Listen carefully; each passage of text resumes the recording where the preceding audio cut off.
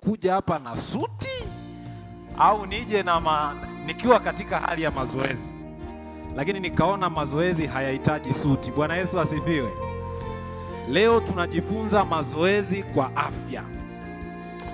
Unajua, uhai upo katika mwendo. Damu yako inasafiri muda wote, moyo wako hausimami, mawimbi ya bahari hayakomi, yanaenda na kurudi. Dunia pia haichoki kulizunguka jua. Electrons hazichoki kuzunguka katika chembe zile ndogo. Kwa hiyo unaona kila kitu ambacho kipo duniani na kipo katika maisha kipo kwenye mwendo. Kwa hiyo hata wewe ukitaka kuishi muda mrefu, sharti uweke mwili wako katika mwendo. Maana kuwa katika mwendo ndiyo sheria ya uzima. Wangapi wamenielewa mpaka hapo? Sasa zamani maisha yalikuwa yanatupa nafasi ya kuexercise mwendo. Hatukuwa na usafiri, hatukuwa na baskeri, tulikuwa tunafanya kazi kama unavyomuona huyo jamaa hapo kwenye picha. Sijui hapo alikuwa anakimbia mkamate swala. Kwa hiyo tulikuwa bize na miili yetu kupitia kazi ilikuwa inapata kila kinachohitajika kupitia mazoezi. Sasa leo kwa sababu ya mabadiliko katika maisha, ndio maana tuna tofauti na tunatakiwa sasa tujituni kuendana na hali iliyopo sasa. Ndio maana leo tuna mazoezi. Mazoezi ni utaratibu maalum au ni shughuli ya mwili ambayo imepangiliwa kwa utaratibu maalum kwa ajili ya lengo la kudumisha afya katika mwili wa mtu.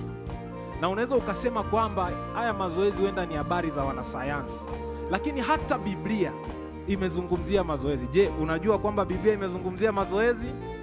Timotheo wa kwanza 4 fungu la 8, Biblia inasema mazoezi ya mwili yana faida yake, lakini mazoezi ya kiroho yana faida za kila namna, maana yanatuahidia uhai katika maisha ya sasa na pia hayo yanayokuja. Sasa ukilichambua hili fungu kwa makini, uangalie mazoezi ya manufaa gani, utaona kwamba mazoezi yanatuahidia uhai. Kwa hiyo mazoezi ya kimwili ni muhimu kwa ajili ya uhai wa sasa, ila mazoezi ya kiroho ni muhimu kwa ajili ya uhai wa sasa na uhai wa nini? Sasa mazoezi ya kiroho atakuja kuwapigisha Pastor Butoke. Sijui atapiga mbiu ya maombi au mbiu ya kufunga, hilo mimi namwachia yeye. Mimi nadili na mazoezi ya mwili kwa ajili ya uhai wa sasa. Sasa mazoezi yana faida gani? Mazoezi yanaimarisha moyo, yanaboresha mzunguko wa damu na kusaidia kila seli kwenye mwili wako kupata virutubisho.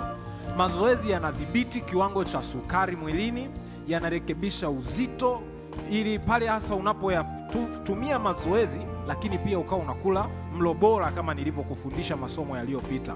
Mazoezi yanaimarisha mifupa na viungo na yanapunguza maumivu mwilini. Hii imekuwa tiba nzuri sana kwa watu hata wenye maumivu ya mgongo, kwa sababu ya kukaa sana kwenye laptop, kukaa sana kwenye kuendesha gari.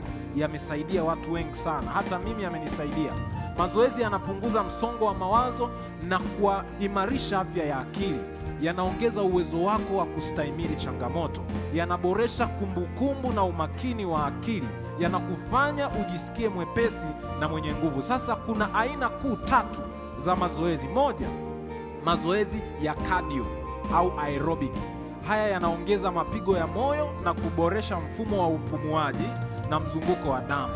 Kwa mfano, kukimbia, kuendesha baskeli, kuogelea, kuruka na kamba. Lakini aina ya pili ya mazoezi ni mazoezi ya strength au resistance training. Haya ni mazoezi yanayokusaidia kuongeza nguvu katika misuli yako. Yanajenga na kuimarisha misuli na mifupa kwa kutumia uzito. Hapa ni kwa mfano kupiga push up, kunyanyua vitu vizito, ama zile resistance band. Kuna mipira fulani ya plastiki ambayo inakupa changamoto kuivuta. Kwa hiyo unapoivuta msuli unafanya kazi.